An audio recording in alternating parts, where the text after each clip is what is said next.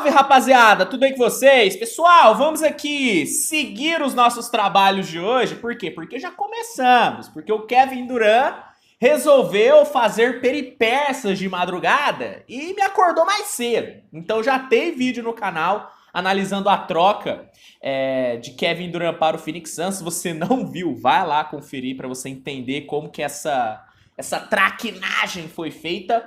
Mas vamos seguir aqui os trabalhos falando sobre a rodada de ontem, tá? Tivemos uma belíssima de uma rodada que contou com a estreia de Kyrie Irving pelo Dallas Mavericks. Vou te falar, hein? Maluco estreou bem. Vamos falar sobre todos os jogos, mas antes, peço para que você deixe seu like e se inscreva no canal, que é muito importante, tá bom? Vamos lá, galera, começando aqui com a vitória do Cleveland Cavaliers para cima do Detroit Pistons por 113-85, né? Com o primeiro período e um quarto muito dominantes, o Cleveland conseguiu vencer sem muitas dificuldades o Detroit Pistons, né? O Jarrett Allen dominou completamente o garrafão, fechou com 20 pontos e 16 rebotes, e Cleveland garantiu sua 35ª vitória, enquanto o Pistons conseguiu a sua 42ª derrota, né? Pistons aí firme e forte no projeto Victor Wembanyama.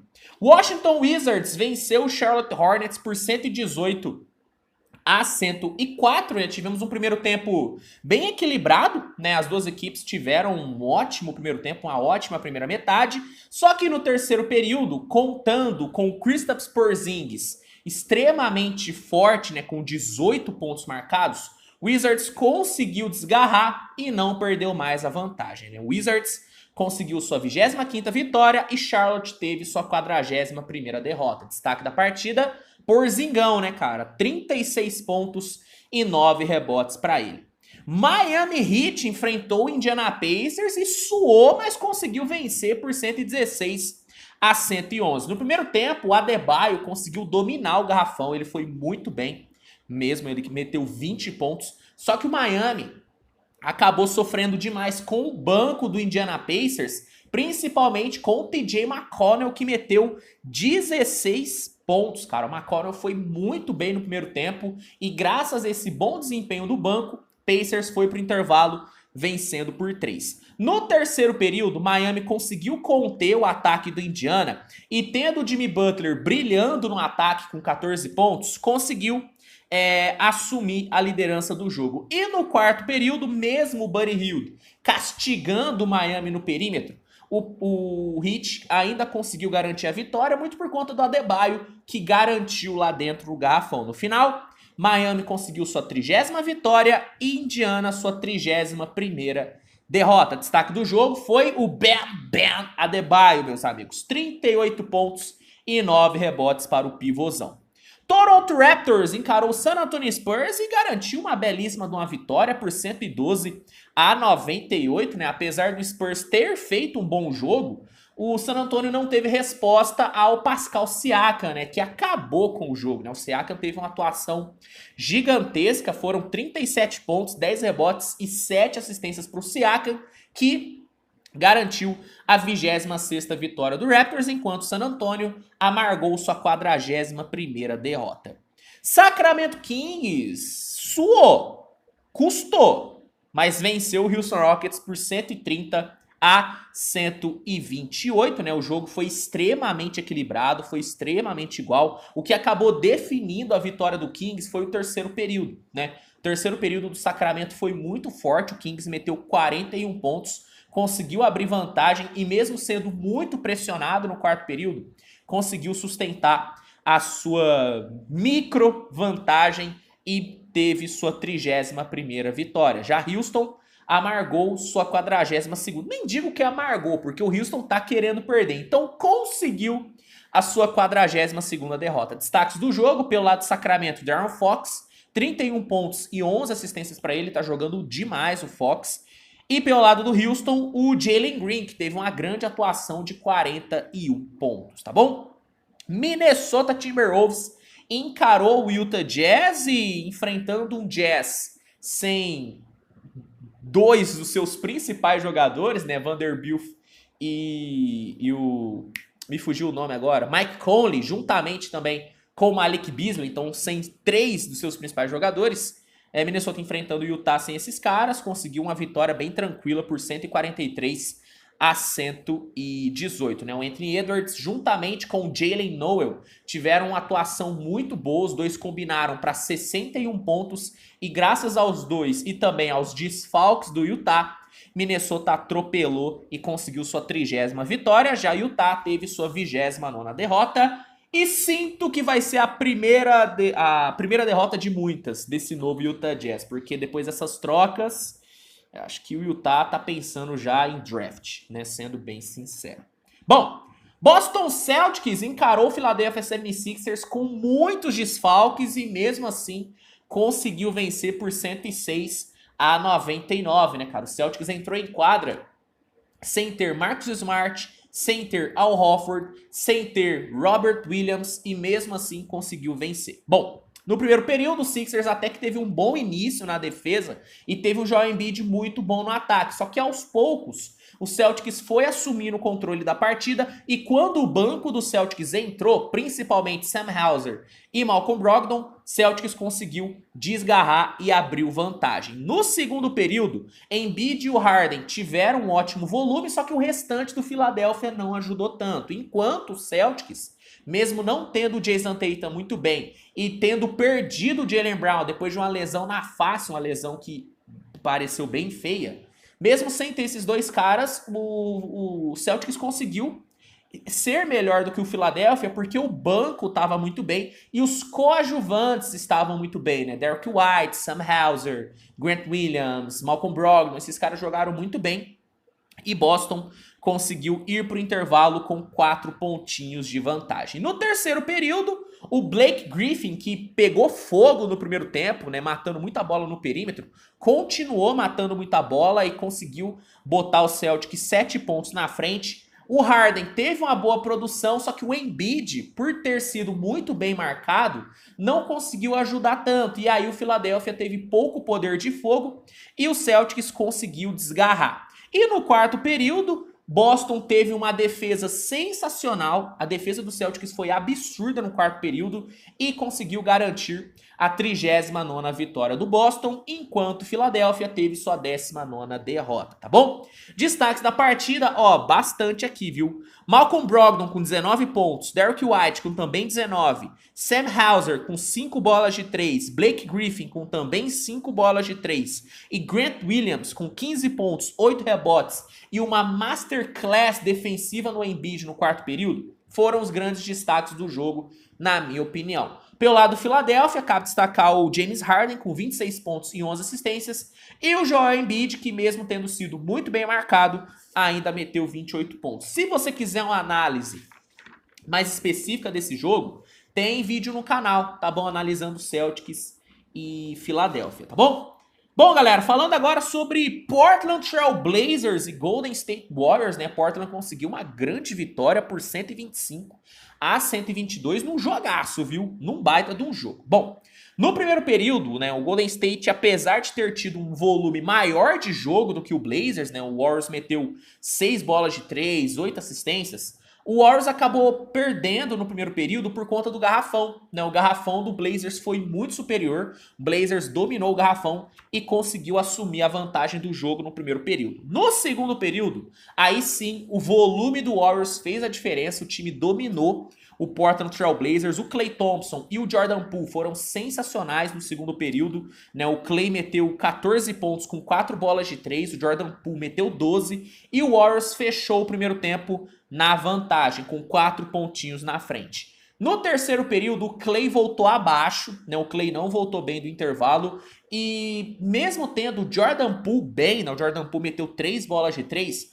o Golden State perdeu muito o poder de fogo, né, cara? Então, o Blazers se aproveitou, né? Se aproveitou e o Damian Lillard, juntamente com o Jeremy Grant, conseguiram reassumir a liderança do jogo, né? Não reassumiu, empatou, mas assim, assumiu o controle da partida. E no quarto período vimos simplesmente uma batalha. Foi realmente muito legal o quarto período desse jogo. Bom, Em 4 minutos, o Blazers conseguiu abrir 7 pontos de vantagem. Depois de bons contra-ataques, o Warriors conseguiu cortar para um pontinho. Inclusive, a cesta que cortou a diferença para um ponto foi uma bola de 3 na transição do Jordan Poole, que foi coisa linda. Aos 6, o Jordan Poole achou uma ótima infiltração e conseguiu virar o jogo. E na sequência, com uma bola de 3 linda no step back, conseguiu botar 4 pontinhos de diferença. O Jeremy Grant engatou uma boa sequência e conseguiu botar o Blazers de novo na liderança depois de uma linda and one. E faltando ali 1 minuto e 30 para terminar, o Jeremy Grant novamente na transição botou 7 pontos de vantagem para o Portland Trail Blazers. E essa cesta, esses 7 pontos aí que o Blazers colocou, acabaram com a partida porque o Golden State não conseguiu se recuperar. No fim, Portland conseguiu sua 27ª vitória e o Warriors sua 27ª derrota, né? Destaques da partida: pelo lado do Golden State, Jordan Poole com 38 pontos e Klay Thompson com 31 foram os destaques da equipe. Inclusive, os dois jogaram demais. Ambos tiveram 7 bolas de 3 convertidas, tá? Os dois foram muito bem. Pelo lado do Blazers, cabe destacar o Damian Lillard, né, que teve uma atuação muito boa com 33 pontos, 10 rebotes e 11 assistências. Triple-double para o nosso querido Dame Dolla. E para fechar, meus amigos, vamos falar sobre a grande estreia da rodada, que foi a estreia de Kyrie Irving pelo Dallas Mavericks, né, cara? O Kyrie estreou com a camisa do Dallas e estreou muito bem, né, cara? Liderando o Dallas para uma grande vitória por 110-104 contra o Los Angeles Clippers. Vamos lá. No primeiro período, o Dallas conseguiu amassar o Los Angeles Clippers, muito por conta de ter tido um Red Bullock on fire, né? O Red Bullock meteu 12 pontos e 3 bolas de 3 seguidas, mas também por conta de um Kyrie Irving que foi muito bem no primeiro período, cara. O Kyrie meteu 8 pontos, cara, e cabe um destaque aqui ao cuidado da bola que o Dallas teve, o cuidado com a bola que o Dallas teve no primeiro período, cara. O Dallas cometeu apenas um turnover no primeiro período, coisa rara de acontecer no Dallas Mavericks, né? Com isso tudo, o Dallas conseguiu fechar o primeiro período vencendo por 41-25. Só que no segundo período, o jogo deu uma mudada, cara. O ataque do Dallas foi muito mal mesmo, entregou menos de 20 pontos e todo aquele cuidado com a bola que o Dallas teve no primeiro período não apareceu no segundo, tá? No segundo período, o Dallas cedeu 7 turnovers para o Clippers, o que acabou ocasionando que o Clippers tivesse diversos contra-ataques para explorar e explorou muito bem, né, cara? Explorou muito bem e o Clippers conseguiu cortar a diferença para apenas 8 pontos. Cabe destacar que o Kawhi Leonard quase não jogou no primeiro tempo, tá? O Kawhi teve apenas 2 pontos no primeiro tempo, coisa rara de acontecer com o Kawhi, né? Pois bem, apesar da pressão, o Dallas ainda foi pro intervalo com 8 pontos de vantagem, mas assim, muito mal no segundo período. No terceiro período, o Kyrie teve um ótimo início, né? Ele teve 4 minutos iniciais muito bons e conseguiu botar 10 pontos de vantagem para o Dallas. A partir dos 6 minutos do terceiro período, o Clippers apertou na defesa, diminuiu muito os espaços do Dallas, o Dallas não conseguiu trocar passes e o Kawhi acordou, né? O Kawhi acordou, meteu 11 pontos seguidos e cortou a diferença para apenas 3 pontos. O Dallas conseguiu, na reta final, achar algumas bolinhas ali no perímetro com Tim Hardaway, né? Conseguiu ali achar uma bolinha ou outra, só que o Clippers ainda conseguiu se manter apenas 3 pontos atrás. Só que no quarto período, o Dallas foi muito bem, né? Kyrie Irving conseguiu liderar muito bem o ataque do Dallas, o Dallas conseguiu produzir bem, e o Clippers não foi tão bem no ataque, né? O Norman Powell foi bem, o Paul George achou uma bolinha aqui ou ali, mas foi muito abaixo. O Kawhi, por exemplo, foi muito mal no quarto período. E aí o Kyrie, com a maestria impressionante, conseguiu matar bolas muito importantes que garantiram a 30ª vitória do Dallas. Já Los Angeles teve sua 27ª derrota. Destaque da partida para mim foi o Kyrie, cara. O Kyrie teve uma belíssima de uma estreia.